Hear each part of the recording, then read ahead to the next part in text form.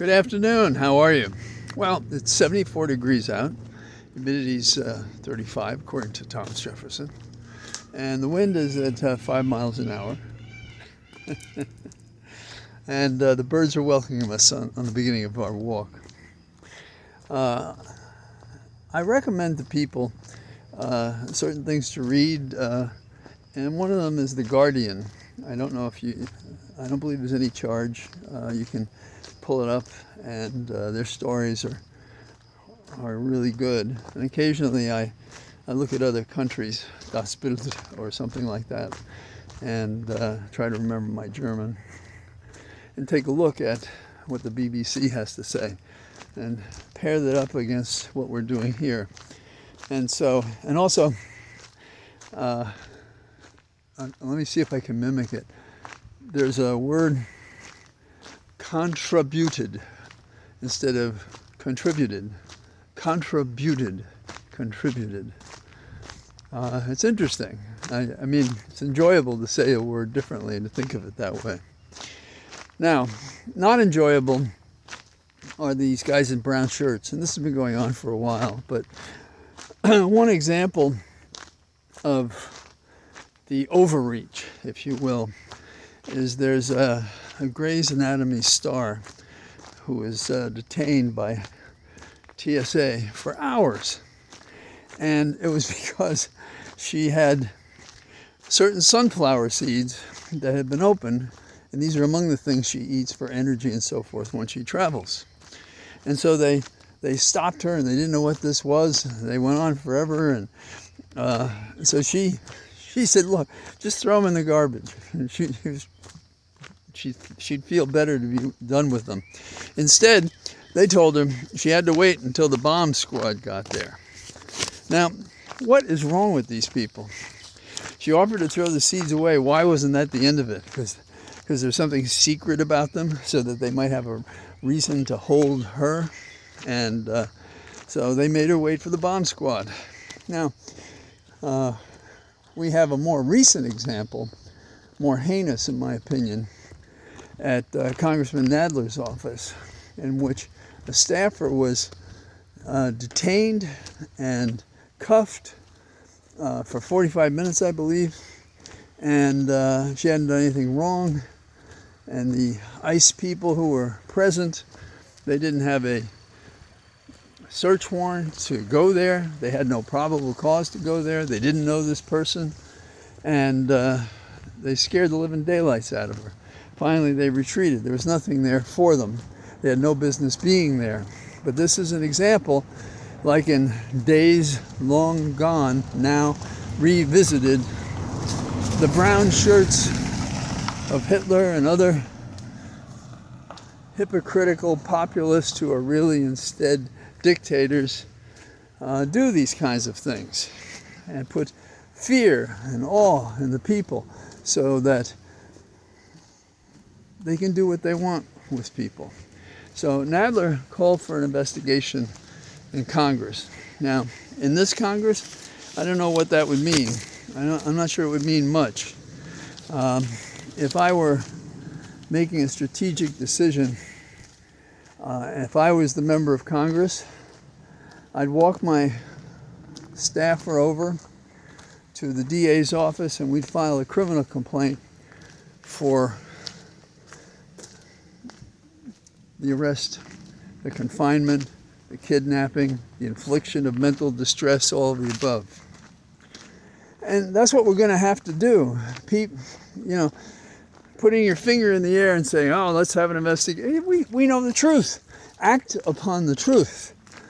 The failure to act upon the truth makes us more a victim every day. And you or I may not have been that staffer in Nadler's office in Lower Manhattan. But when they get away with that, they feel they can do it to us. She was a citizen. She's a person. They had no right to do that, but they did it anyhow. Happiness is down at Disney. They're laying off hundreds of employees. Now, I don't know if that's a canary in a cave mine, but it is coal mine, but it is something to note. And the administration that's going to employ so many is apparently not sustaining those corporations, Disney, that have had a special place in the hearts and minds of children and young parents especially. You know, we have lost our ability at dignity. And so people like you and I have got to remind people that certain things are not acceptable. Bill Clinton stood by Biden the other day. I'd never seen him act anything like that. That's what he said. And he stood by Biden. And you know what I think? The rest be damned, from Trump to Tapper. These people are wasting cosmic energy on this crap.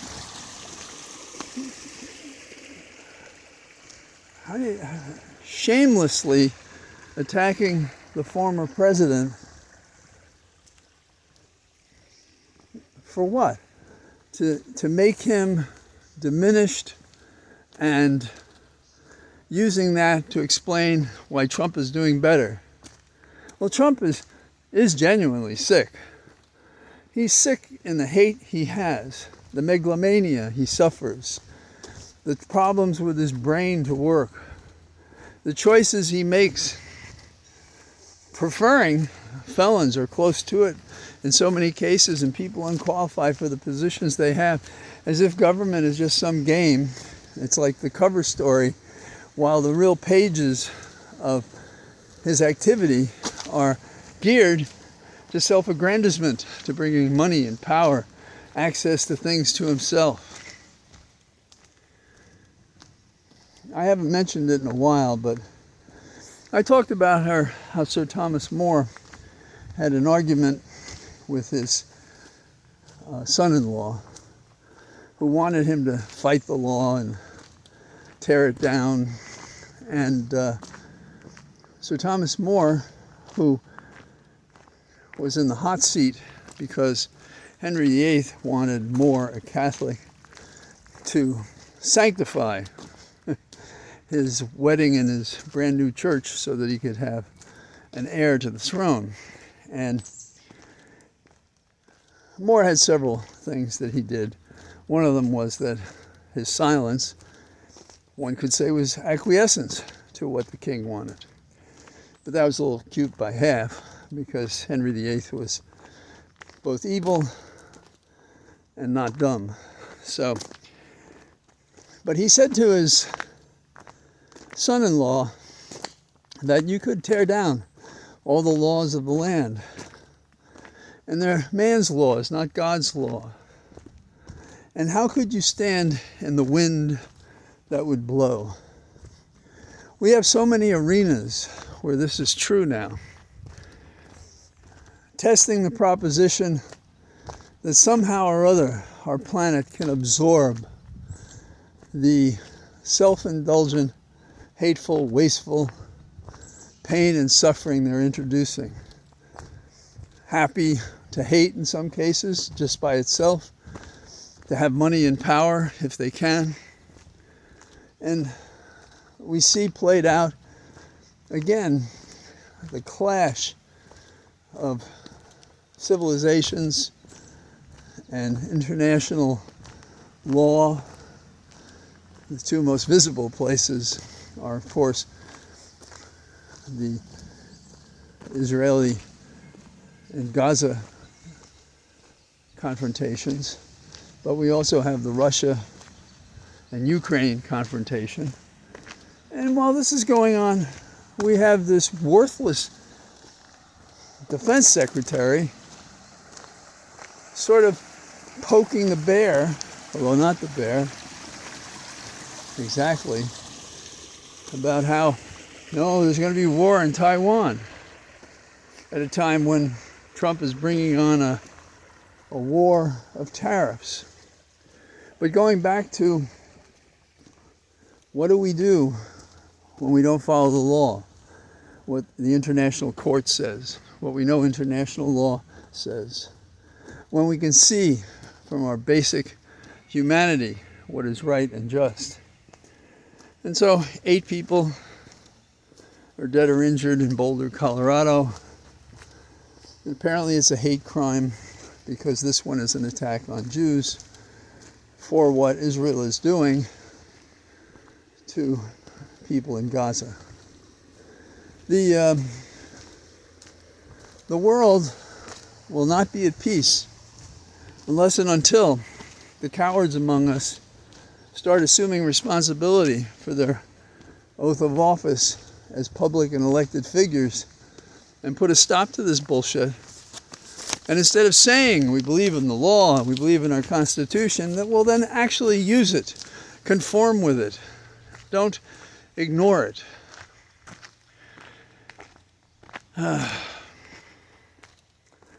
You know, in that war in the Middle East between Israel and Hamas and Gaza, both sides have been, according to the International Court, in violation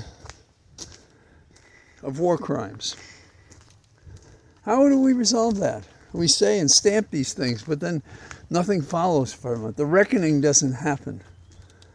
It's closer to sticks and stones will break my bones, names will never hurt me, than it is to a reckoning efficient, proportional to the offenses that exist.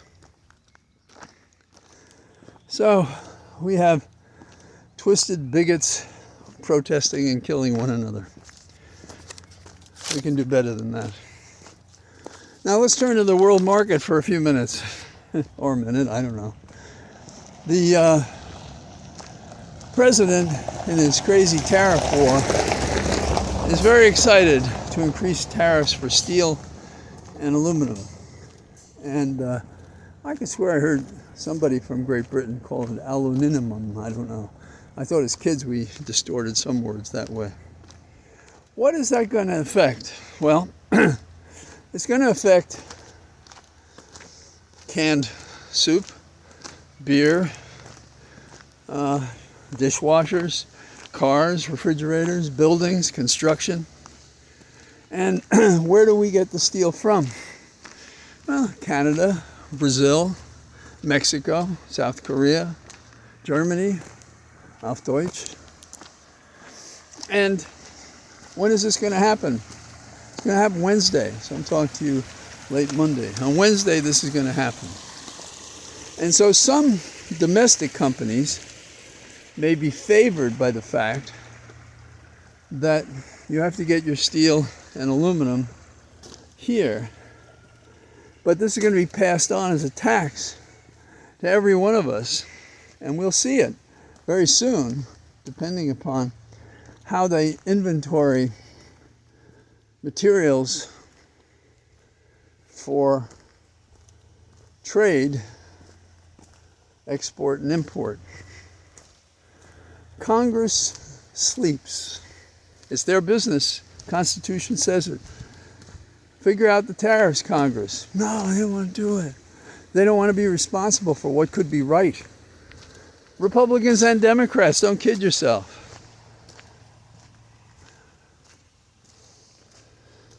The courts have said no to these tariffs. The courts have said no. The pain that will be felt in America over the next several days, weeks, months, are all as a result of theories that may favor some people, have unintended consequences for others, and great pain for many more. So, America's a moving target, ready for reform, not going back, going forward, being more inclusive, being more sensitive to difference, more fair in balancing imports and exports, and respecting staff and employees at home, and only stopping people consistent with our Constitution and the statutes. For if we don't do that, we will not be able to stand in the wind that blows. And let's face it, even now we're tilting. We're tilting to a course of action